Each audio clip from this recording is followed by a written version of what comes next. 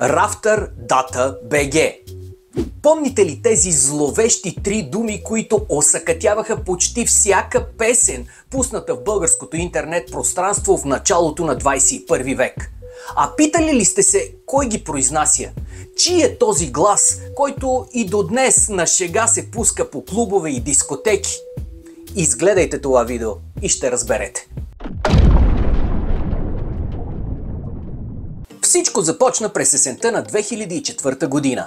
Тогава властваше така наречената свободна зона, най-популярна по онова време Data BG.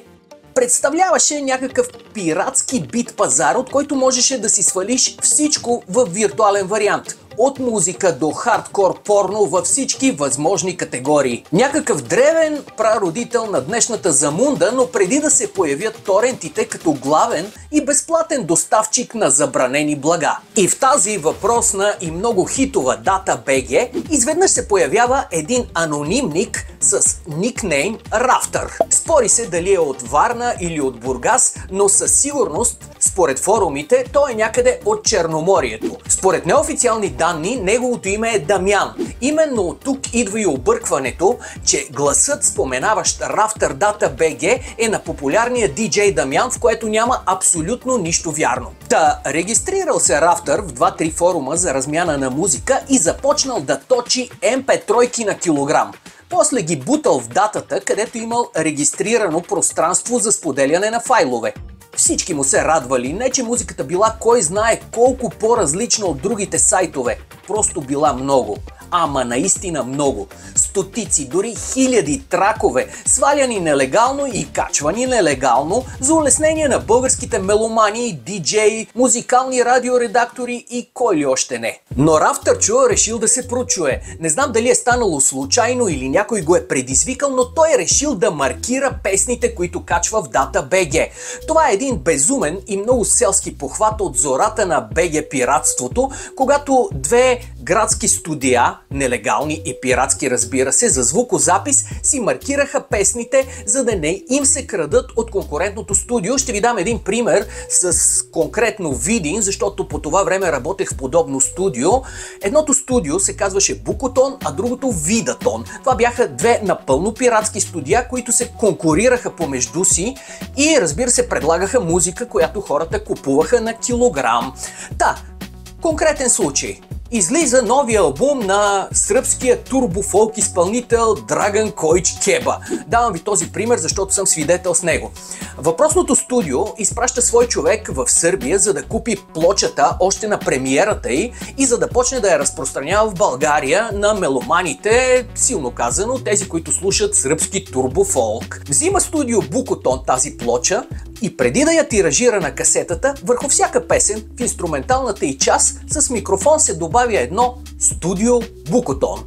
Така, на следващия ден, когато конкуренцията изпрати свой човек да купи касетата, готовата, за да не се разкарва до Сърбия, да купува плочата, да я презаписва и така нататък, а да им дойде на готово, те купуват тази касета, маркирана с студио Букотон, и я пускат да я тиражират, но чуват марката върху всяка една от песните. И тогава се стига до една още по-абсурдна ситуация, когато студио Видатон на свой ред взима микрофона и маркира към марката Студио Букотон, добавя Студио Видатон поздравява Студио Букотон. Стадото от ползватели, които купуват албума на Драган Коич Кеба, изобщо не ги интересува, че има някакво говорене между песните или върху песните и така нататък. За тях е важно да слушат любимия си чалга турбофолк. И ето така започва маркирането на песни в зората на BG пиратството. Рафтърчо също използва този похват, който макар и супер селски, според него е гениален.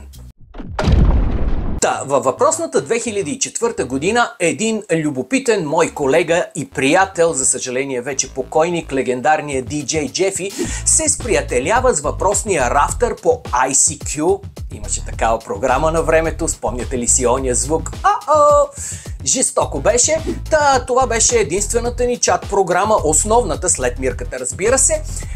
Джефи се запознава с Рафтър в ICQ и започват да си отменят музика. Тогава Джефи беше музикален редактор на едно радио, аз на друго радио, но сменяхме музика, търсехме песни, които ги няма и разбира се ги пускахме по радиото и ги ползвахме в дискотеките. Започват да си отменят музика с Рафтър и Рафтър му дава чистите песни, без маркировката, разбира се. Всичко потръгва, минават няколко дни, седмици, може би месеци, не си спомням, докато една вечер Джефи ми се обажда по телефона и ме моли да запиша с моя глас слогана Рафтър Дата БГ.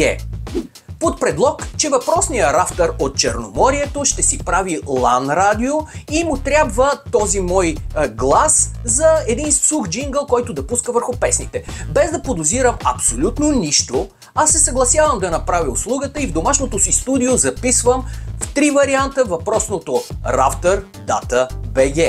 Да, моя глас стои зад зловещата фраза Рафтър Дата БГ. Цялата тази истерия се прочу, защото безкрайно изрядните ни в кавички по отношение на авторско право музикални компании в тази наша смехотворна държава пуснаха върху своите лицензирани CD-ромове тогава музика теглена от комплексаря Рафтър и съсипана от моя глас, разбира се. От своя страна пък безкрайно изрядните, отново в кавички, български радиа завъртяха тези парчета в ефира си пак с възхвала на Рафтър Дата БГ. А върха на абсурда дойде, когато такова маркирано парче прозвуча и по националната програма Хоризонт. После изведнъж се появиха кадри от модно ревю, излъчвано по популярния телевизионен канал Fashion TV, върху което звучеше музика отново маркирана с моя глас и онова зловещо Рафтър. След това научих, че песни маркирани с Рафтър Дата БГ звучат и по гръцки радиа, както и в турски аквапарк. Мои познати започнаха да ме заливат с информация, че чули Рафтър Дата БГ в ирландски пъб или в бар във Франкфурт, което доказваше, че този Рафтър вирус е плъзнал из цяла Европа. В зората на Фейсбук в България една от първите и най-многочислени по последователи групи се казваше "Мразя копелето, което казва Рафтър Дата БГ". На ония етап тя имаше около 8500 последователи, което за онова време беше наистина внушителна цифра. Впоследствие групата беше премахната, но сега виждам, че още има такава, без публикации и с едва 5 последователи. Появиха се и мемета вицове, като оня, че пича, който казва Рафтър Дата БГ, трябва да се ожени за жената, която чете спирките в метрото.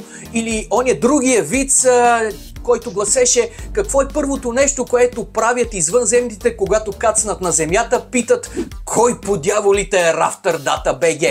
Както виждате, започна да се заражда един истински Рафтър култ. В наши дни по диско-партитата и особено ретрото такива, диджеите продължават да пускат сухия джингъл с моя глас върху песните и вдигат яко настроението. Носталгията по една отминала младост за цяло едно поколение започна да превръща ужасяващото Рафтър Дата БГ в гротеска емблема от зората на 21 век.